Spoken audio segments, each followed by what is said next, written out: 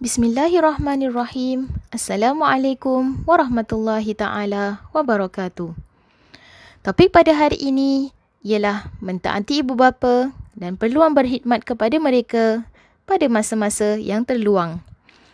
Para pendengar sekalian, Islam meletakkan darjat ibu bapa di tempat yang sangat tinggi. Adalah menjadi kewajipan kita untuk menghormati dan mentaati mereka seperti yang dinyatakan dalam ayat Quran dan hadis. Allah berfirman di dalam surah Al-Isra ayat 23.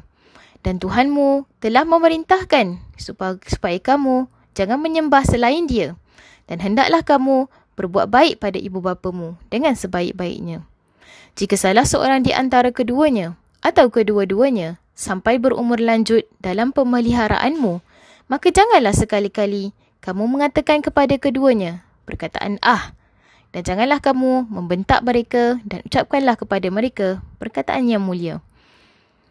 Di dalam ayat ini, Allah memberitahu kita tentang 5 perkara yang amat penting yang perlu kita ketahui dalam mentaati ibu bapa. Mari kita lihat kepada penjelasan untuk ayat ini.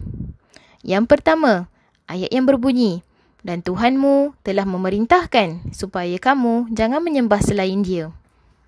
Ia bermaksud, Allah menekankan perintah dalam ayat ini untuk menyembahnya dan tidak menyembah selain Dia.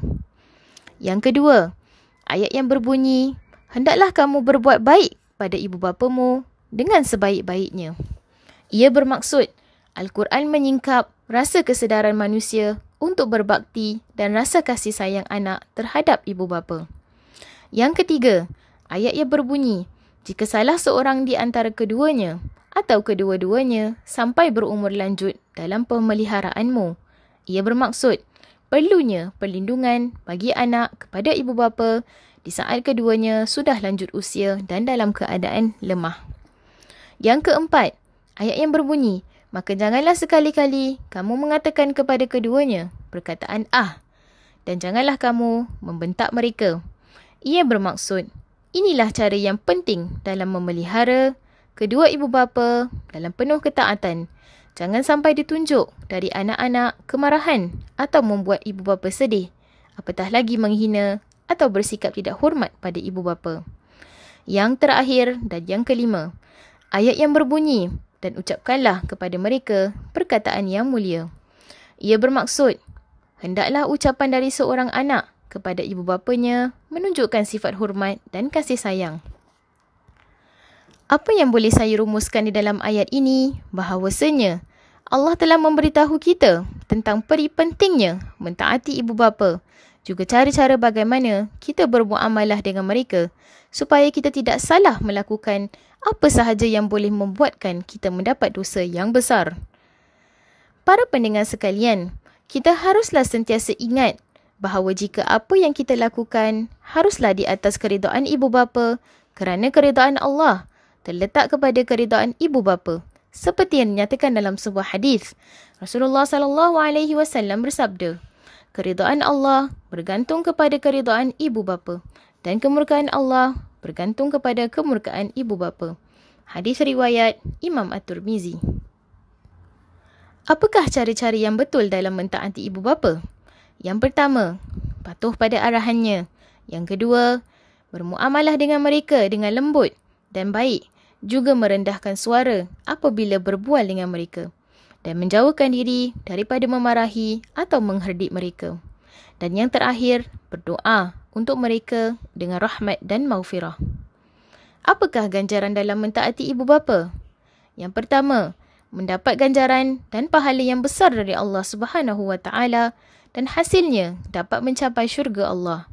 Yang kedua, mendapat keridaan Allah seperti yang dinyatakan dalam hadis bahawa rida Allah terletak pada rida ibu bapa. Dan yang terakhir, menambahkan rezeki dan keberkatan dalam kehidupan. Para pendengar sekalian, selepas apa yang saya nyatakan tadi, ingin saya tekankan di sini bahawa ibu bapa sangat memainkan peranan yang penting dalam mendidik anak-anak sejak kecil lagi. Setelah apa yang dilakukan mereka dalam membesarkan anak-anak dengan penat lelah, kini sudah tiba masanya untuk kita membalas jasa mereka, terutama jika kita ada peluang untuk berkhidmat kepada mereka. Pada situasi sekarang, dengan adanya virus COVID-19, ramai daripada kita yang sebenarnya berpeluang untuk berkhidmat lebih kepada ibu bapa. Seperti jika kita diarah untuk duduk di rumah, seperti leave of absence, stay at home notice atau mendapat arahan untuk kuarantin di rumah disebabkan COVID-19 yang sudah berleluasa. Di saat-saat sebeginilah, penjagaan atas mereka harus diutamakan. Juga pada masa yang sama, melindungi mereka dengan sebaiknya. Kerana, seperti yang kita tahu, orang yang lebih berumur lebih terdedah kepada virus ini. Persekitaran juga memainkan peranan yang sangat penting dalam memastikan bahawa mereka tidak terdedah dengan orang ramai yang menyebabkan mereka lebih senang untuk mendapatkan virus itu. Ingatlah, sesungguhnya jasa mereka dalam mendidik dan melindungi kita amat besar dan kita tidak mampu untuk membalasnya. Dari itu, kita harus cuba untuk berkhidmat kepada mereka semampu yang mungkin agar hidup kita sentiasa diberkati Allah dan diridainya. Sekian, wassalamualaikum warahmatullahi taala wabarakatuh.